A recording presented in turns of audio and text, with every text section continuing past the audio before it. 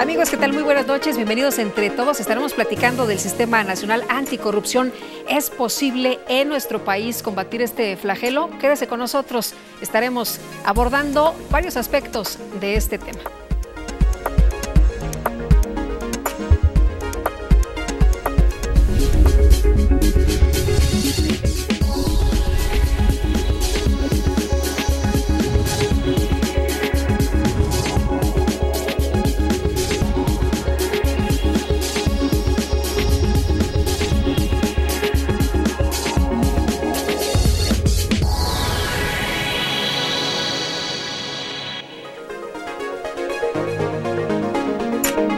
Bienvenidos una vez más, muy buenas noches. Les quiero presentar este resumen de las actividades más importantes del Instituto Electoral del Estado de México.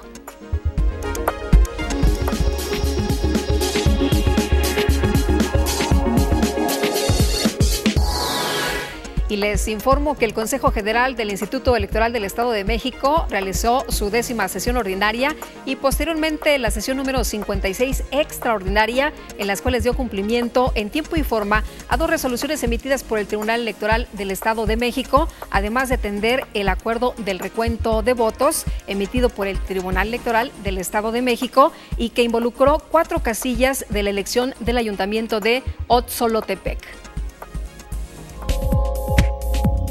En su 10ª sesión ordinaria, el Consejo General del Instituto Electoral del Estado de México dio cumplimiento en tiempo y forma a 2 resoluciones emitidas por el Tribunal Electoral del Estado de México, una radicada en el juicio de inconformidad y otra dictada en el expediente del juicio para la protección de los derechos político-electorales del ciudadano local.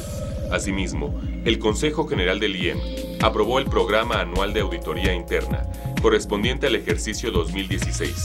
Una vez concluida esta sesión, se dio curso al desahogo de los trabajos de la 56ª sesión extraordinaria con la finalidad de dar cumplimiento, en forma supletoria, al acuerdo de incidente de recuento de votos, que involucró 4 casillas de la elección del Ayuntamiento de Otzolotepec.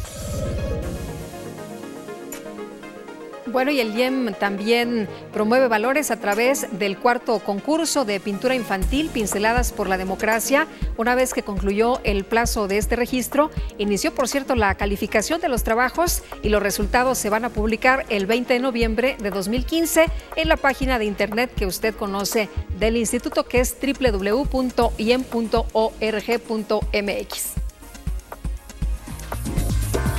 Una vez que concluyó el plazo de registro, todo está listo para continuar con las siguientes etapas del 4º concurso de pintura infantil Pinceladas por la Democracia, que organiza el Instituto Electoral del Estado de México para incentivar la creatividad y la participación de la niñez, a efecto de que a través de la pintura expresen su visión sobre la forma en que se debe dar una convivencia escolar armónica y sobre la aplicación de los valores democráticos de equidad, igualdad, tolerancia, respeto, paz, libertad y diálogo en la familia y en la escuela.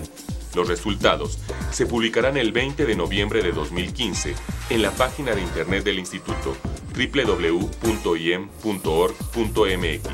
y de manera alterna, el IEM notificará los resultados de la evaluación de trabajos personalmente a cada uno de los ganadores. Posteriormente, se ha programado que la ceremonia de premiación se lleve a cabo el 27 de noviembre de 2015 en las instalaciones del IEM. También el IEM continúa con el ciclo de conferencias Reflexiones sobre la Democracia desde el Estado de México, otoño 2015. En la 4ª conferencia del ciclo, el doctor Arturo Alvarado Mendoza, investigador del Colegio de México, dictó la conferencia Derechos Humanos y Democracia en México.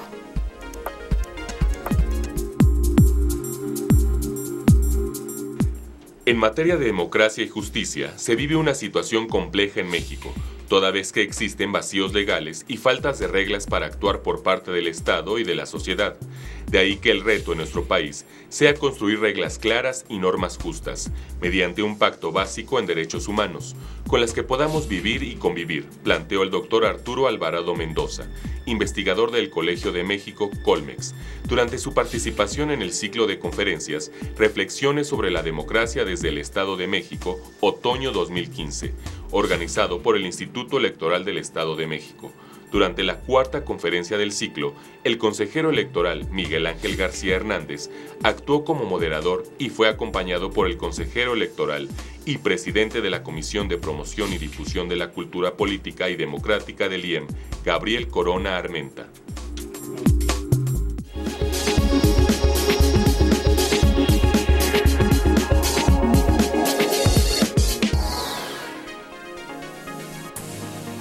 Pues ahí nuestro resumen de lo más importante en cuanto a las actividades del Instituto Electoral del Estado de México. Y vamos ahora a ver un fragmento, si les parece bien, de lo que tuvimos en el programa anterior.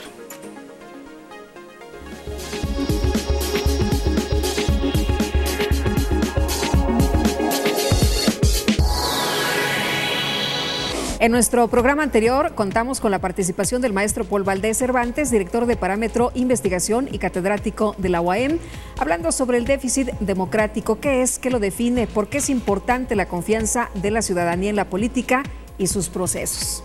Es como la gente se siente representada en un inicio y después cuando ve que existen por lo menos indicios de que pueda haber corrupción o poca transparencia, la gente pues de alguna forma se desencanta, pues evidentemente también ha caído la confianza de que la política no está haciendo lo suficiente para que la economía funcione. Pues los que mayor desconfianza generan son precisamente los partidos políticos, la Cámara de Diputados, las policías federales y locales.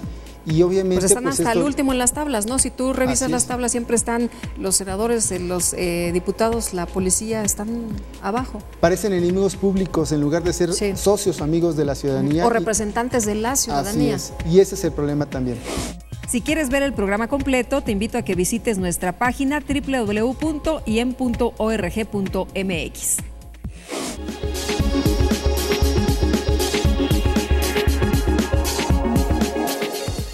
La invitación para que estemos entre todos conectados a través de nuestras redes sociales, Facebook, la página, por supuesto, ahí nuestra web y, por supuesto, Instagram, Twitter, todo lo que usted quiera. Nosotros estamos conectados para recibir sus opiniones. Vamos a una pausa y regresamos.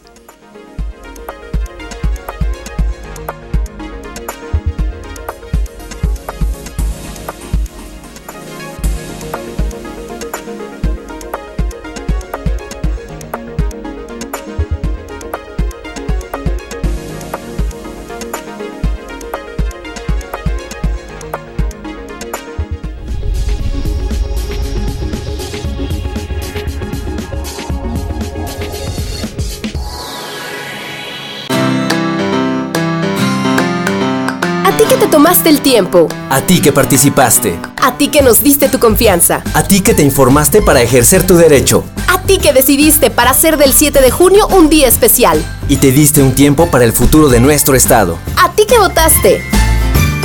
Gracias. Hay decisiones que solo dependen de ti. IEM, Instituto Electoral del Estado de México.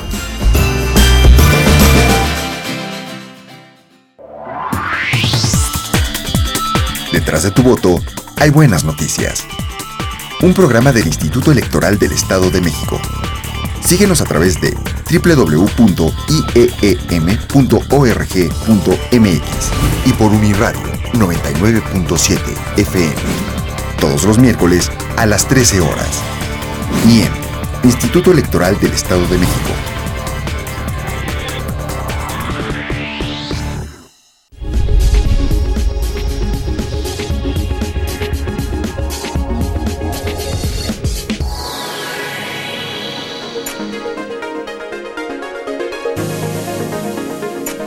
Encontramos entre todos y les quiero presentar a nuestro entrevistado en esta ocasión. Es el doctor Óscar Diego Bautista. Él, como usted sabe, ya nos ha acompañado en otras ocasiones. Es investigador del Centro de Investigación en Ciencias Sociales y Humanidades de la UAM y quien va a hablar con nosotros de los componentes éticos para un sistema nacional anticorrupción. ¿Cómo estás? Qué gusto saludarte una vez más. Bienvenido. Muchas gracias por la invitación.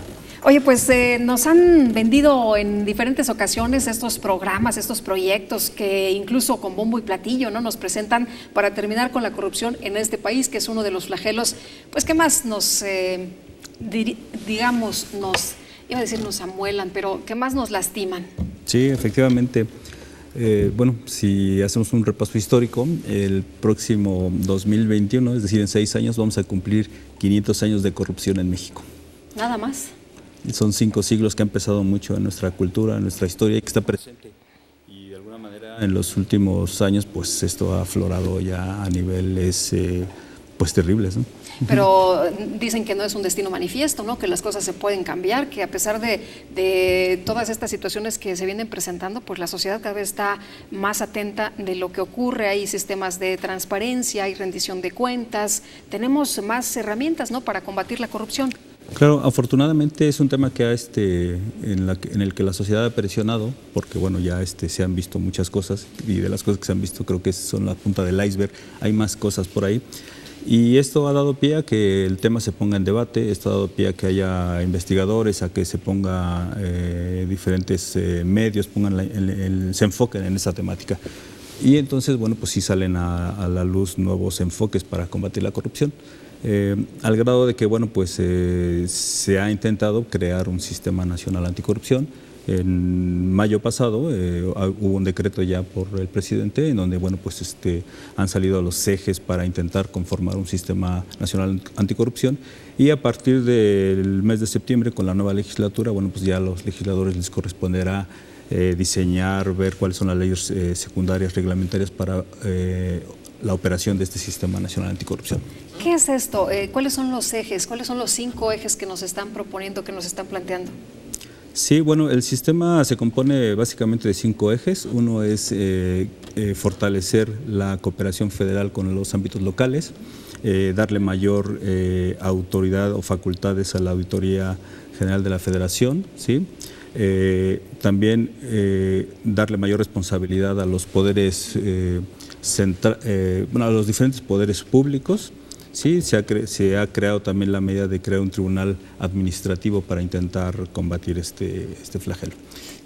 Y luego también una cosa interesante, pues es que quienes van a coordinar este sistema nacional anticorrupción son individuos de diferentes instituciones, entre ellos la presidenta del Instituto Nacional de Acceso a la Información, ¿sí?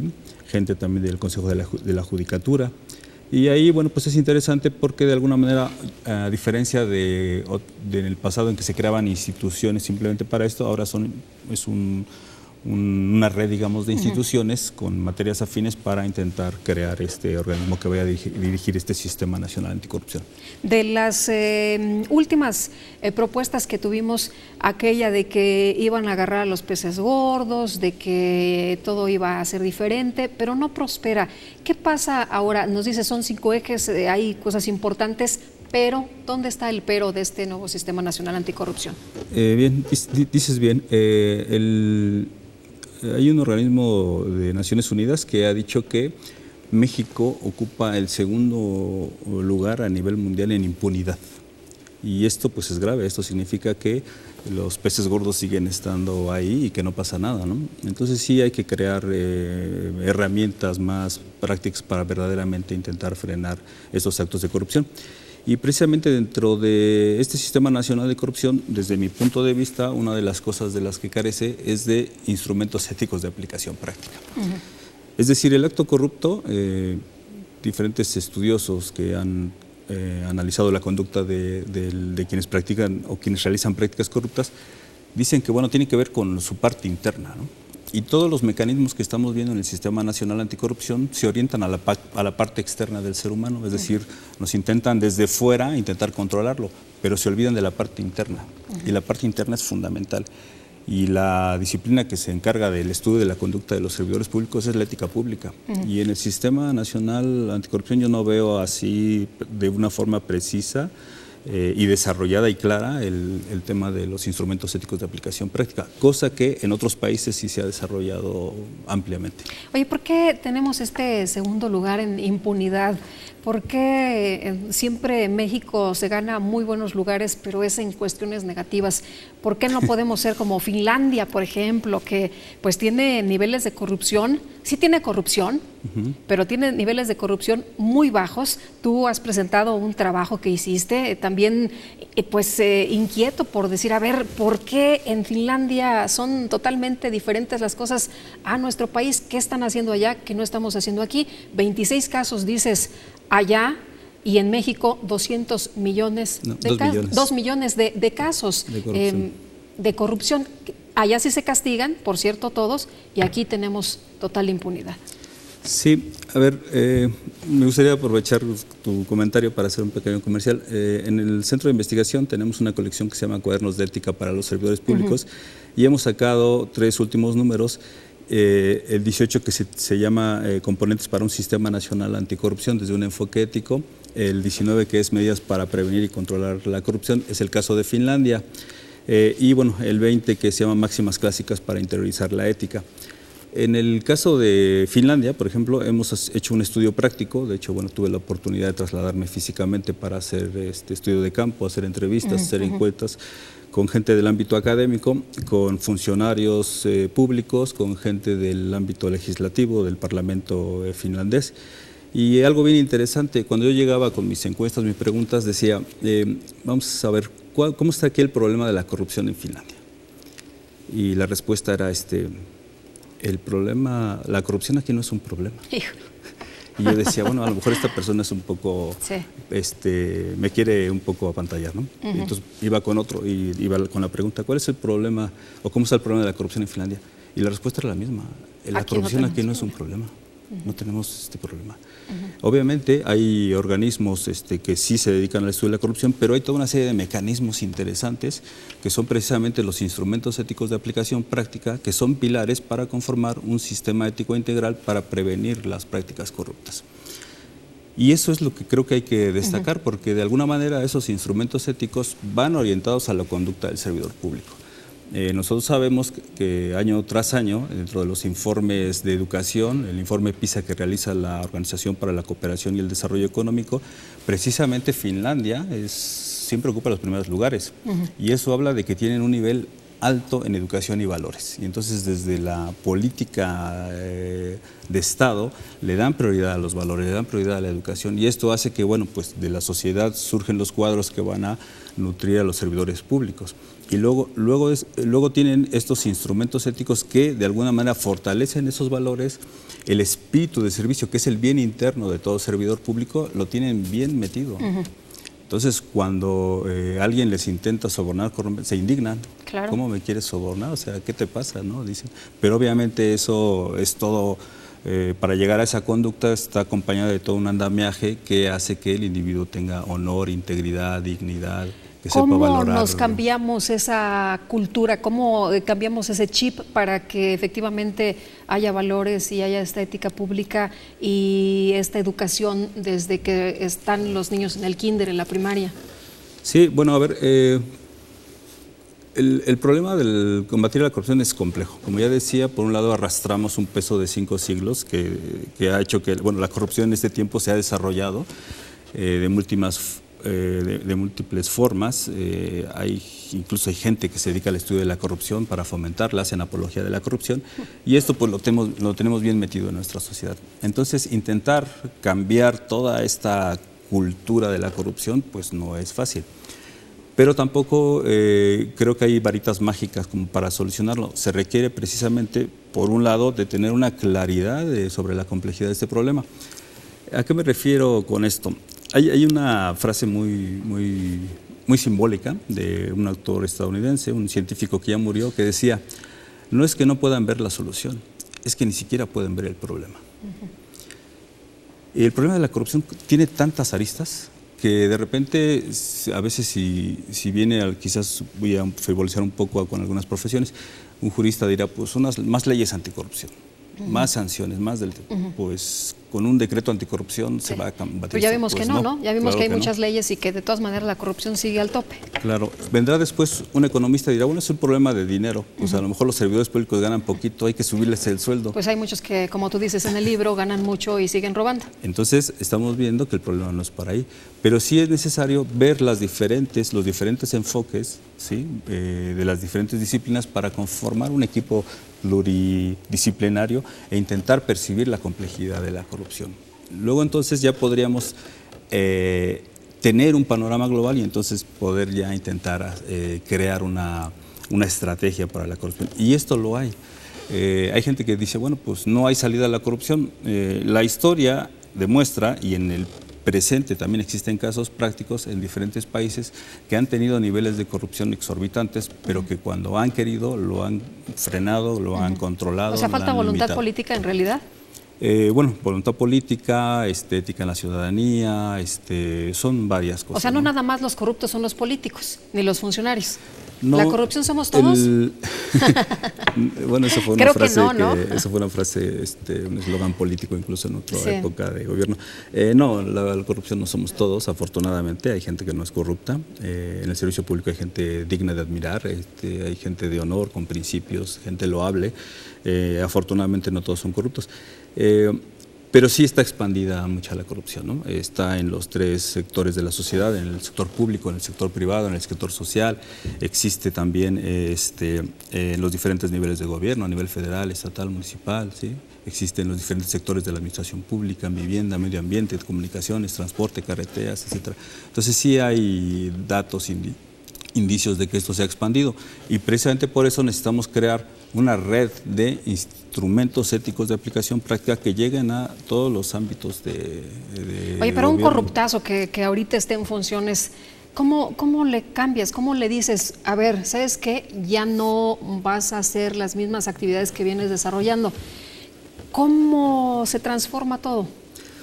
Ese es uno de los grandes retos de la ética pública. ¿Cómo transformar a los grandes corruptazos que están ahí? Y hay algunos que ya son definitivos en sus plazas, no se podrán cambiar nunca. Pero la ética es interesante, ¿eh? La ética cambia. Decía el filósofo Platón que aquellos corruptos que en algún momento dado llegan a cambiar merecen nuestra admiración y nuestro reconocimiento, porque a veces nosotros pensamos que no se pueden cambiar. En el común de la gente existe la idea de que el corrupto no jamás va a cambiar, pero la historia demuestra que el ser humano es un ser cambiante. Pero necesitamos elementos para que ese ser humano cambie. Y curiosamente la ética pública nos da esos instrumentos, nos dice más o menos cómo, por dónde cambiar, ¿no? Ha habido gente interesada en estos aspectos, por ejemplo, me viene a la memoria el caso de Eric Fromm, quien tiene un libro que se llama Ética y Psicoanálisis, o el caso de un investigador peruano que tiene un libro que se llama Psicoanálisis de la corrupción, en donde están más o menos estudiando la conducta de los corruptos y buscando las maneras para intentar darle ese giro y que intenten aflorecer cambios de conducta interna en los servidores públicos. O la ética para corruptos, ¿no? También les podría servir. Sí, tenemos por ahí, qué bueno que lo mencionas, un libro que se llama Ética para corruptos, una forma de prevenir la corrupción en los gobiernos y administraciones públicas, y que de alguna manera no solamente analiza las causas de por qué un servidor público se corrompe, que hay toda una tipología de razones de por qué el servidor público se corrompe, sino que presenta también una propuesta, un modelo para intentar atajar la corrupción como una política pública. De regreso, tenemos que hacer una pausa, pero de regreso me gustaría que nos platicaras del caso Toblerone, una funcionaria que gasta 36 euros y eso es suficiente para que la inhabiliten. De eso, si te parece bien, al regreso.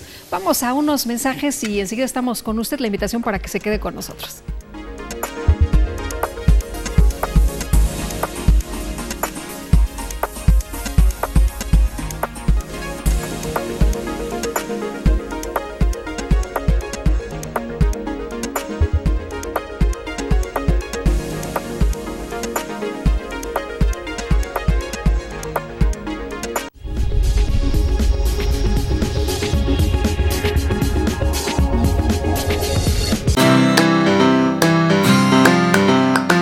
Tomaste el tiempo. A ti que participaste. A ti que nos diste tu confianza. A ti que te informaste para ejercer tu derecho. A ti que decidiste para hacer del 7 de junio un día especial. Y te diste un tiempo para el futuro de nuestro estado. A ti que votaste.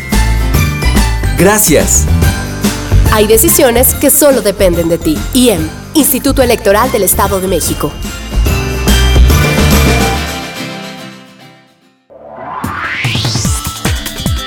Detrás de tu voto hay buenas noticias. Un programa del Instituto Electoral del Estado de México. Síguenos a través de www.ieem.org.mx y por Uniradio 99.7 FM. Todos los miércoles a las 13 horas. IEM, Instituto Electoral del Estado de México.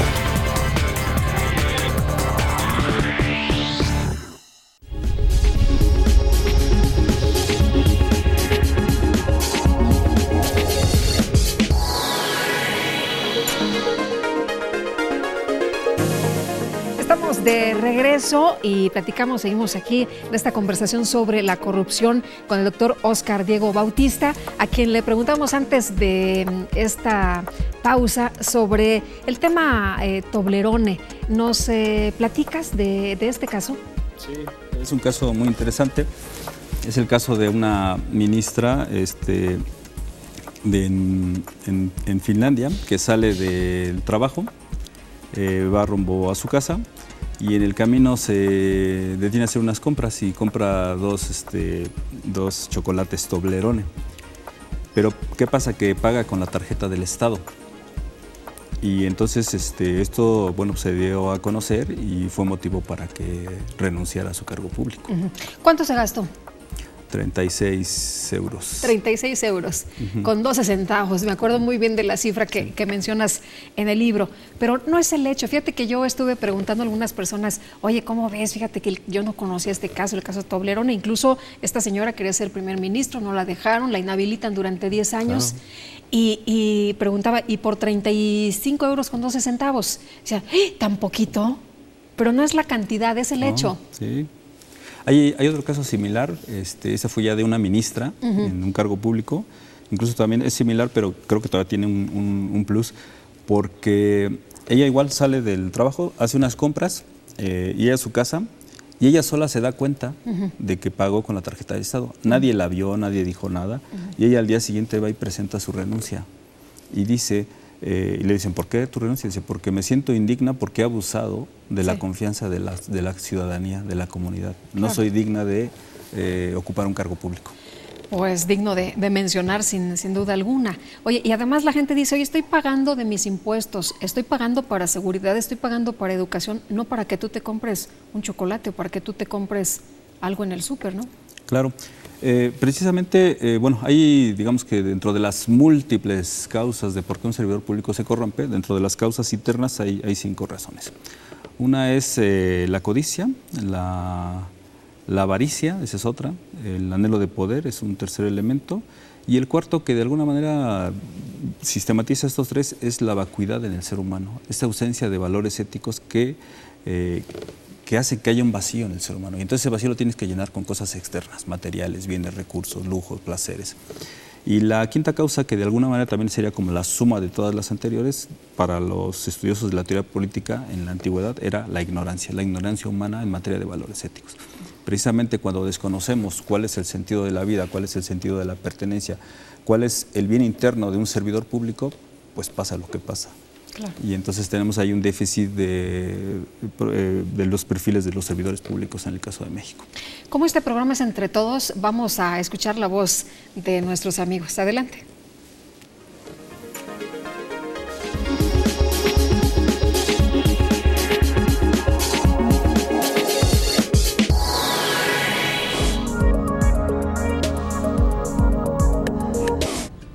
Pues pienso que es un mal que está afectando actualmente a nuestra sociedad, que se debería de combatir de raíz. Es uno de los vicios más grandes que han corrompido desde tiempos inmemorables y que siguen corrompiendo la sociedad. Yo creo que por tanta gente corrupta, pues nuestro país está pues pasando por una crisis económica muy fuerte, ¿no? Por eso hay tanta delincuencia, por eso hay tanta gente que se droga, tantas cosas, porque pues a falta de empleo ya no saben qué hacer. En el país es algo que está muy propagado. Bueno, siempre ha estado ahí, pero pues últimamente se ven cosas más grandes. La corrupción se tiene que atacar desde raíz y lamentablemente va avanzando, por lo mismo de que no se va atacando desde un principio. Es un mal social que está arraigado prácticamente a nuestros orígenes como sociedad.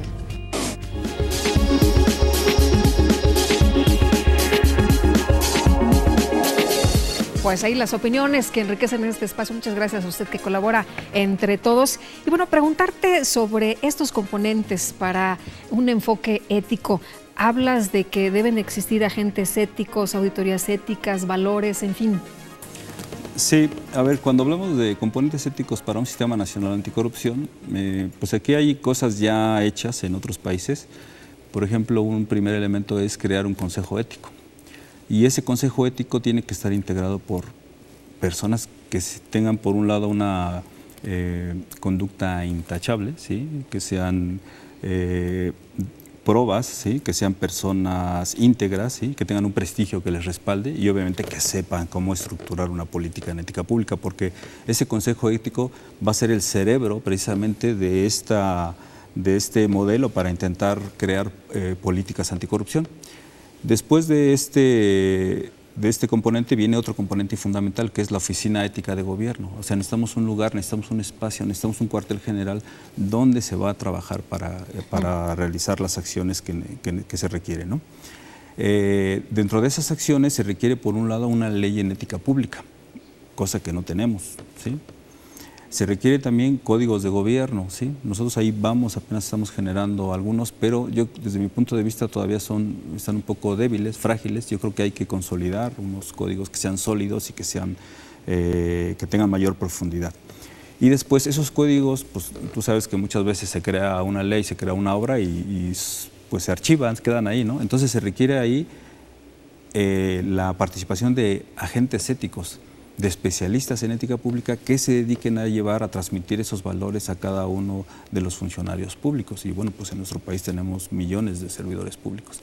Entonces, y luego, ¿cómo vemos si realmente la conducta de nuestros servidores públicos es la adecuada? Pues entonces necesitamos auditorías éticas, necesitamos vigilancia ética. Hace poco, bueno, hace ya algunos meses, tuvimos un caso de una senadora que tuvo un exabrupto frente a una trabajadora y empezó a decir una serie de cosas.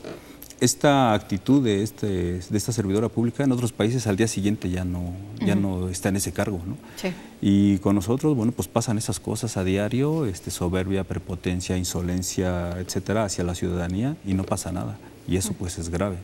Sí, tú decías en el caso que nos comentabas hace unos momentos, el propio servidor público, en ese caso la propia servidora pública dice, pues yo renuncio, ¿no? Claro. ¿Cómo voy a estar aquí? Pero aquí pasan los años y pueden pasar cualquier cantidad de casos y los funcionarios no renuncian.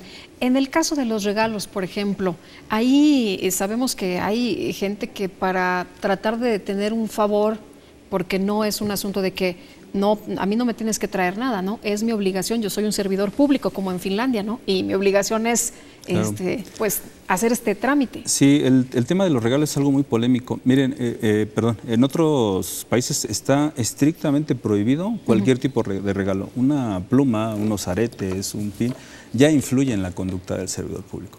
Entonces, está prohibidísimo cualquier tipo de regalo, por mínimo que sea.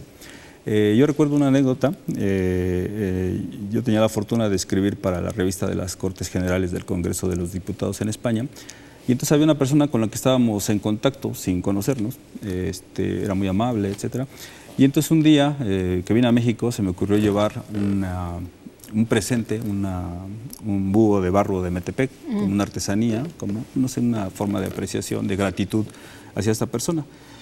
Y cuando se lo doy, se espanta y bueno, veo que se pone como nerviosa y me dice, es que me estás corrompiendo. Ándale. Y entonces yo en ese momento me quedó claro que no puedo hacer eso. Y entonces tuve que disculparme, decirle que no era por ahí, o sea que era simplemente como un presente cultural de México hacia su país. Y bueno, como era una mujer inteligente, lo entendió, lo comprendió y dijo, bueno, sí, me gusta tu país y me gusta tu cultura, bueno, lo acepto, bajo estas circunstancias lo acepto, pero que quede claro que no es soborno, que no es corrupción. Eso. Y entonces digo, bueno, esto cuando un servidor público lo tiene bien metido, pues no acepta nada, ¿no? Nada, ¿no? Desafortunadamente, bueno, pues en el servicio público de México, pues sí, aquí se acepta todo. Hay de todo. O sea, ya nada. Entonces, y aquí absolutamente todo. ¿Por qué es importante el enfoque de la ética pública? ¿Cómo podemos hacer esta transformación? ¿Cómo podemos dar este brinco? Tú hablas de que se pueden hacer talleres, de que se puede dar información, de que se pueden dar conferencias, de que incluso a través de medios como el cine podría empezar a hacer conciencia en la gente. Ya vimos, por ejemplo, aquella de presunto culpable, que los diputados no hacían caso, ven en el cine presunto culpable y después ya todo el mundo empieza a hablar del tema. Hasta los señores diputados dicen, me impresionó mucho este caso. Sí, bueno, como te decía, en otros países han desarrollado diferentes dinámicas pedagógicas para intentar llegar a la conciencia del servidor público y modificar su cambio de actitud. Y una de esas estrategias que se han utilizado es el cine. El cine tiene un potencial impresionante en el ser humano. Entonces, bueno, hay ciclos de cines en valores. De hecho, hay un dato interesante en el caso de México. Había un organismo, porque hace poco lo acaban de deshacer, en la Suprema Corte de Justicia de la Nación, que era el Instituto para la Promoción y Difusión de la Ética Judicial. Y ahí hay un investigador, José Ramón Narváez, quien organizó un ciclo de cine para jueces y magistrados. Y entonces traían diferentes películas con temáticas sobre corrupción para darles a conocer a los jueces, bueno, la importancia de su papel, ¿no? Y que de alguna manera cambiaran de actitud. Después de ver la película, obviamente traen especialistas, hacen debates, y entonces estos ciclos en valores fueron buenos, se hicieron 2. La zona cultural de Ciudad Universitaria de la UNAM fue sede de este organismo, e incluso en un primer momento solamente fue un ciclo cerrado para los jueces, pero después fue abierto para la ciudadanía, para que también participaran, vieran e interactuaran con los jueces. Y la verdad es que tuvo su pequeño impacto, digamos, y creo que fue favorable. Aquí en el Estado de México, afortunadamente, también se creó un instituto para la promoción y difusión de la ética judicial, que pertenece precisamente al Poder Judicial del Estado. Y bueno, pues estamos ahí colaborando con ellos e intentamos rescatar esta idea e intentar hacer ciclos de cine con especialistas, ¿sí?, para que de alguna manera se asimilen valores nuestros servidores públicos. Hablas en alguno de estos cuadernos que nos presentas y que vamos a mostrar un momentito más, sobre el Comité para el Futuro, las universidades públicas, estos accesos que tiene una persona que aspira a un cargo público, pero que no lo hacen en una institución donde va a trabajar, sino es totalmente autónomo. La universidad hace el examen y si tú lo pasas porque tienes aptitudes, entonces tú eres merecedor del cargo, no porque eres mi cuate, ni porque me caíste bien, ni porque pues hubo alguna situación extraordinaria. ¿Nos permites? Seguimos hablando del tema, sí, pero antes vamos a los contextos.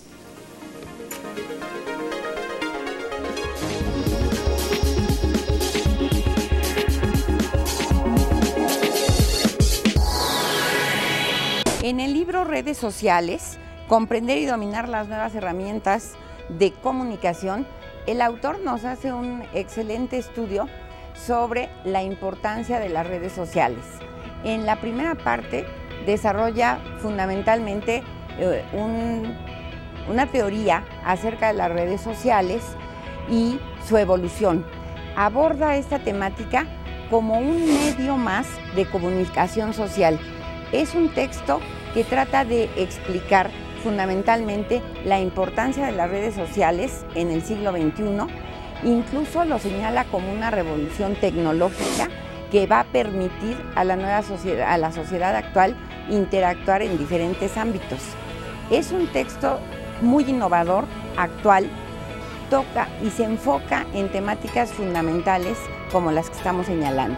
Sin embargo, no solo desde el punto de vista técnico, sino hace este abordaje teórico, explica el surgimiento, desarrollo de Twitter, Facebook y todas las redes sociales en la actualidad.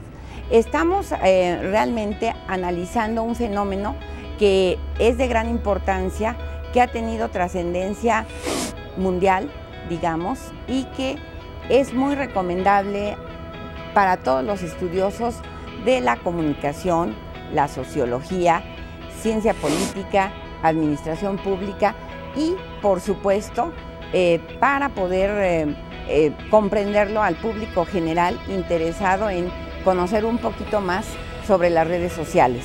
Además, hace un abordaje práctico, nos señala algunas metodologías para emplear estas redes sociales de una manera óptima para poder desarrollar trabajos tanto en la empresa como en la academia, en el ámbito de la investigación y de las clases, pero sobre todo en la interacción social. Es muy recomendable leerlo y lo recomendamos ampliamente. Muchas gracias.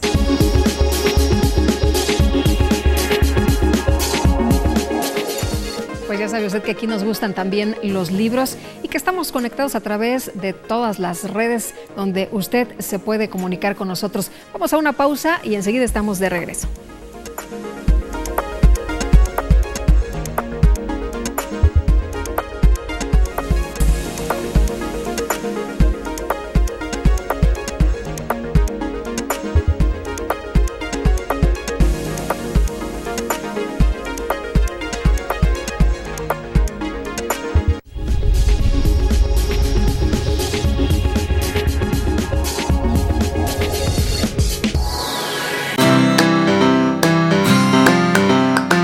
Tomaste el tiempo. A ti que participaste. A ti que nos diste tu confianza. A ti que te informaste para ejercer tu derecho. A ti que decidiste para hacer del 7 de junio un día especial. Y te diste un tiempo para el futuro de nuestro estado. A ti que votaste.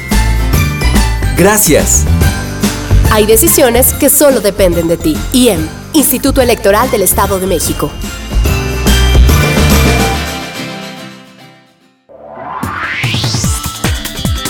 Detrás de tu voto hay buenas noticias. Un programa del Instituto Electoral del Estado de México. Síguenos a través de www.ieem.org.mx y por Uniradio 99.7 FM. Todos los miércoles a las 13 horas. IEM, Instituto Electoral del Estado de México.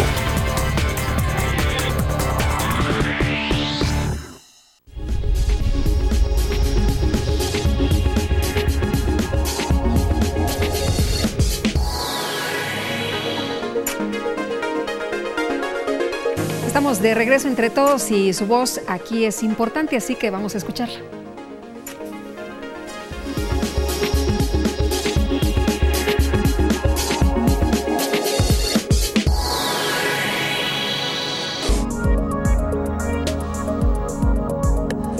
Bueno, pienso que es una peste que nunca se va a terminar y que invade a toda la sociedad, a todos los círculos sociales y pues todos se hacen ciegos. Pues desgraciadamente se llevan a la mano con el pueblo porque hay personas que que están de acuerdo con eso. Es un tema muy crítico ya que hoy en día solamente se manejan sobre el dinero y más abarcando más el ingreso propio más que la sociedad. Pues ahorita la corrupción es algo que nos está afectando a todos en estos momentos. Nunca va a cambiar esto, siempre va a estar la corrupción, se vende por cualquier precio, hasta por una despensa y no creo que se cambie eso. Estamos mal como pueblo y más los políticos de arriba son los que deben de poner el ejemplo y pues nada más no se ve y como pueblo pues ¿qué podemos hacer? Exigir. Es algo de lo que se ha vuelto un tema muy polémico y que yo pienso que se debería determinar. Realmente ha existido desde ya muchísimos años atrás y por lo que se ve sigue ocurriendo, pero pues está en nuestras manos tratar de corregirlo, siempre y cuando pues nosotros opinemos acerca de las personas.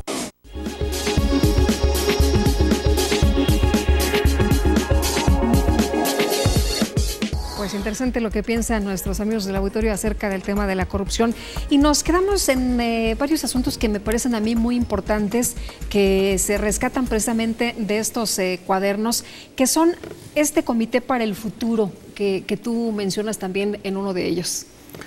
Sí, precisamente como resultado de la experiencia de visitar Finlandia, ahí en el Poder Legislativo tienen algo que se llama el Comité para el Futuro, en donde están algunos legisladores deliberando precisamente sobre qué es lo que esperan de su país al mediano plazo. Y entonces de todo tipo de problemáticas ellos ya están viendo cómo solucionar estas situaciones, darle soluciones, esa es la idea. Y de hecho Finlandia es uno de los pioneros con este tipo de comités que después se trasladó ya a Naciones Unidas. Entonces ahí Naciones Unidas tienen un comité para el futuro en donde ya lo integran individuos de varios países. Y bueno, esa idea algunos países la están emulando y bueno, yo creo que también podría ser interesante, ¿no?, tener un comité para el futuro en México. Oye, aquí se da mucho el caso de que si es tu cuate, si es tu compadre, si es recomendado de alguien, aunque no tenga experiencia, resulta que ocupa un cargo, ¿no? Hemos visto gente que se va al sector salud siendo veterinario, gente que no tiene ninguna experiencia y lo ponen en cargos donde todo el mundo dice, y se ha discutido recientemente, van a aprender. ¿Qué pasa, por ejemplo, en Finlandia? Hablabas tú de las universidades, ahí claro. Las universidades son quienes aplican los exámenes. Sí, a ver, el tema de la profesionalización del servidor público es un tema que, bueno, los países desarrollados desde el siglo XVIII lo resolvieron. Inglaterra en 1850 aproximadamente, con una ley prohibió que se improvisara los servidores públicos, ¿no? En los Estados Unidos en 1883 con la ley Pendleton también dijeron, no, esto no puede ser, esa forma de que yo llego con mis amigos y te reparto los cargos públicos se llama spoil system, que es el sistema de botín. Entonces, este sistema de botín es sumamente perjudicial para las administraciones públicas, pues impide el desarrollo de un país. Sin embargo, bueno, nosotros no hemos logrado todavía institucionalizar la profesionalización del servidor público. Todavía hay tres tipos de servidores públicos, los que son por elección, diputados, senadores, ¿sí? Hay otros tipos que son por oposición, que precisamente se preparan para hacer un examen para acceder al servicio público, que es el que se ha desarrollado en las administraciones públicas desarrolladas, de los países desarrollados. Y está el tercer tipo de servidores públicos por designación, que es el caso en que predomina en México. Bien, en Finlandia es caso muy interesante. Quienes se encargan de elaborar los perfiles, quienes se encargan de hacer los concursos de oposición, quienes se encargan de valorar los exámenes de los aspirantes a los cargos públicos, son las universidades públicas. Sí. No es un área de la misma institución, no, son las universidades públicas. Y o sea, todo es más transparente, ¿no? Claro, más legal. Todo es transparente, es abierto, bueno, el nivel de transparencia es impresionante. Ahí tú tecleas en el ordenador o en la computadora el nombre de tu vecino que quieras y sale todo su estado financiero, cuánto tiene, cuánto gana, cuánto ha declarado, etcétera. Eso es transparencia. Claro. Aunque aquí hay otros componentes, ¿no? La gente tiene mucho miedo de dar a conocer su información porque te expones a ciertas situaciones. Sí, aunque también creo que se ha utilizado de pretexto para no declarar, ¿no? O sea, es un pretexto para aquellos que no quieren decir los recursos que tienen, ¿no? Ese es otro punto de vista también interesante, ¿no? Sí. Hay que ver todas las formas. Oye, ¿cómo está esto de la compasión de los funcionarios? A ver, ¿es otro componente de la ética? Sí, ese es un punto muy interesante. A ver, la ética se compone por un conjunto de valores, ¿no? Y cuando hablamos de la ética pública, ¿cuáles son se habla o se enfoca los valores que debe poseer un servidor público? Cada país, bueno, pues es libre de deliberar sobre cuáles son los valores que cree que son mejores o más pertinentes para sus servidores públicos. Y a mí me llamó la atención en el caso de Finlandia porque ellos tienen el valor de la compasión. Y yo decía, bueno, pero a ver, explíquenme de qué va esto. Y dicen, sí, bueno, pues si todo servidor público es compasivo y ve un indigente, ve un hambriento, ve un pobre, pues su misión es resolverle su necesidad a esa persona. Y entonces, si hay más indigentes o si hay muchos problemas, es porque tú como servidor público no estás funcionando. Entonces tienes que ser sensible a la necesidad que tiene tu gente, tu pueblo, tu comunidad. Entonces, si nosotros, pues basta andar por las zonas rurales de este país, pues para ver que hay mucha miseria, mucha pobreza, niños descalzos, niños con hambre, pero a veces parece ser que nuestros servidores públicos son insensibles, ¿no? De hecho, una cosa que se ha criticado también desde las antiguas civilizaciones es que, contrario a esta situación, hay gente que es opulenta y demuestra esa opulencia y presume su opulencia ante tanta miseria, ante tanta necesidad.